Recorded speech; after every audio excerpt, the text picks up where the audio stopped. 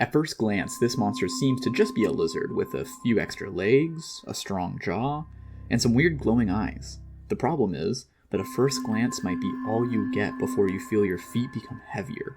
Your legs just won't move, and then inch by inch you look down to see the stone creeping up your body as you become petrified. Literally. Remember the fourth rule of dungeon survival. No one carves statues of frightened warriors. The basilisk can be found in a variety of warm places. They are rather durable and adaptable to different environments. Whether in arid, tropical, or temperate climates, you'll primarily find them in caverns or underground. They aren't speedy by any means, but they don't need to be when they can stay still in a hidden place and be ready to gaze at anything which crosses their path for an easy meal. Once their target is fully petrified, they use their strong jaws to crush the stone, which then reverts to organic matter once it reaches their stomach. Their slow metabolism means they aren't very active between meals, but they also don't need to eat often, surviving on just one meal a month. So let's answer the two recurring questions when it comes to dining on monsters. First, you can eat this? Second, how? Let's go through exactly why it's worth eating these things and how to prepare them. First off, butchering this beast is rather straightforward. Just make sure you have a sharp, durable blade. Basilisk hide is incredibly tough, and while it's a good boon for some rangers who use armor made from it, it's also a pain in the rear for the poor chef trying to cut it open in the first place. Once the beast is skinned, it's worth separating the throat and digestive system from the rest of the carcass. While they don't have too much culinary merit, the basilisk has a pouch in their gullet that secretes an oil which removes the petrification effect from its victims. This oil can be used by alchemists to create potions with the same effect. A saving grace for any adventurer whose buddy forgot to close their eyes, or just a pretty penny because this effect is always in high demand. Next, it is often separated into cuts of loin, tail, and leg meat. The meat itself is quite interesting when it comes to taste, somewhere between the odor of fish and the taste of chicken, yet it's a red meat. These peculiar attributes lead to a rather unique dining experience, with some pros and cons compared to other beasts. The meat is quite lean and is low in fat, so this is important to keep in mind when cooking, as it's easy to overcook and dry out. Basilisk meat is commonly grilled, and if you do, make sure to grill this meat a bit under, aiming for a medium rare, then slice against the grain when serving. Aside from grilling, basilisk meat actually is perfect for frying. Simply slice it up into smaller pieces and dredge them in flour, then add to hot oil. Some of the best popcorn basilisk that I've ever had comes from the deep gnome kitchens in Blingden Stone. In my opinion, this is by far the best usage of basilisk meat. But, to be fair, saying fried meat is good is far from a controversial statement. Let's discuss the general cuts one by one. The loin meat is the easiest to work with and has higher fat content than the other cuts.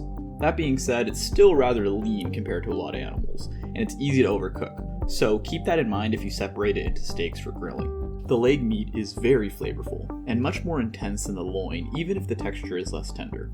It can be a bit of pain to separate from the bones though, so it's often cooked bone in, and either fried, baked, or roasted. This leads to something rather similar to a large chicken wing, and sometimes is called basilisk wings just as a joke. It can then be tossed either in sauces or a dry coating of spices. While basilisk is far from a common meat, it's not too unusual to see these served in taverns next to a large pint of beer in the more dangerous regions. The tail meat is riddled with small pin bones, which makes it difficult to slice this up before cooking, so it's best to cook the tail whole, then separate the meat after and pick out any bones. When it comes to cooking the tail, it handles poaching and braising very well, after which the meat can be shredded and recombined with the cooking liquid bone-free. Be warned, picking out all the bones is a labor-intensive process, and some don't even deem it worth the trouble. But others have quite a fondness for the tender tail meat, and believe anything worth having is worth putting the work into. This shredded tail meat can also be separated and then tossed into sauces or spices, then put into sandwiches, onto flatbreads, or even tossed with vegetables into salads. One of the best usages I saw was separating this lean tail meat, then submerging it in duck or cockatrice fat and cooking it incredibly low and slow. The lean tail meat takes on a lot of flavor poaching in the fat and melts like butter in your mouth. Some cooks also just use the tail whole for stocks, then throw it out after the meat has lost most of the flavor. This is a good method for extracting the gelatin in it, and it can lend to unctuous, viscous stocks that are an amazing mix between a chicken soup and a seafood boil. I highly recommend this usage for an otherwise finicky piece of meat if you don't feel like putting the time into picking out every little pin bone. Now let's take a look at some actual recipes for what to do when you actually have some basilisk. Popcorn basilisk is a favorite for taverns that get their hold on basilisk meat due to the simplicity of preparation, ability to be batch cooked, and the age-old pairing of greasy meat and cold beer. To make the popcorn basilisk, take the loin meat and cut it into about 2-inch cubes. Take the meat and dredge it in well-seasoned flour. I often season my flour with paprika, pulverized dried garlic, pulverized dried onion, cumin, and a lot of pepper, both black peppercorns and hot chilies. The more spicy these are, the better. Feel free to use whatever spices you'd like though. After they're dredged in flour, dip them in beaten egg to coat, then return to the flour for a second coat.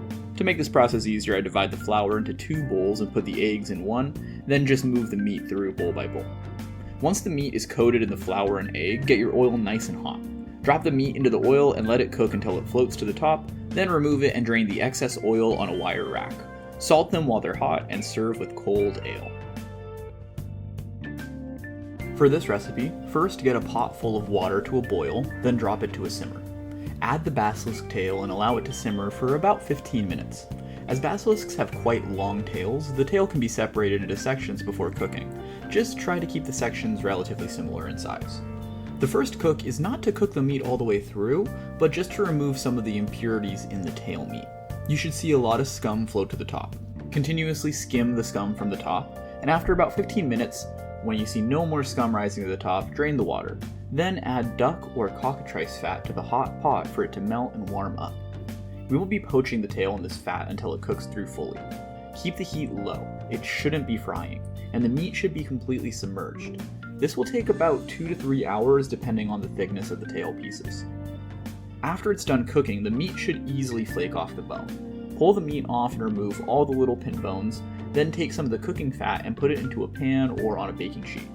Add the meat to the fat and place it on high heat this time, or in a hot oven for 5 minutes.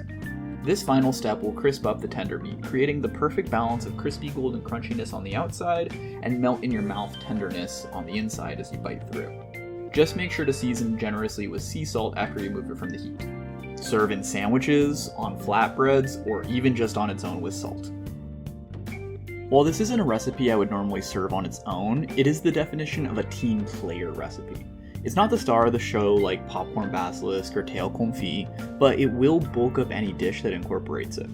While many may not be able to notice that it's in a dish, if you make that same dish again without it, they'll realize something is missing. And that missing ingredient is this perfectly unctuous, flavorful stock. Making it is rather simple. Chop up the basilisk tail into 5-inch sections, then add them to a pot of cold water. Bring it up to a boil and allow it to boil for about 10 minutes. Scum should be rising to the top, and when no more scum is coming out, drain the water, rinse the meat, and put back into the pot with fresh water. Bring to a boil again, this time with chopped carrots, celery, fennel, leeks, and onions. Add in a head of garlic separated into cloves, peppercorns, and bay leaves. Once it reaches a boil, drop it to a simmer and allow the stock to cook for at least 8 hours, but I like to let it run for a full day. Add more water if it evaporates out too much. In the last about 20 minutes, I like to add sweet herbs such as rosemary, thyme, and quick nettle. If you add them sooner, the flavors will just disappear, so do it at the end. Finally, drain the stock into a separate container and discard all the flavoring agents. You'll end up with a thick, gelatinous stock, perfect for any soup or stew. Honestly, use this thing however you like, it's liquid gold, with a perfectly concentrated flavor that can really be added to a myriad of dishes. Try it out in the next risotto you make and then thank me later. Regardless of the way you cook it, as long as you realize its limitations, you can lean into the strengths of a truly unique ingredient. I'll be honest, it is far from as malleable and easy to use as chicken or beef. But the interesting flavors and textures this can lend to a dish make it a worthwhile tool in any proficient chef's belt. We often focus too much on perfect, easy-to-use ingredients that fit a variety of dishes, but we don't appreciate the diamonds in the rough. With proper care, a little planning, and a love for the process, monsters can end up just as tasty as any cow or chicken you've eaten in your life. You just gotta know how to work with them.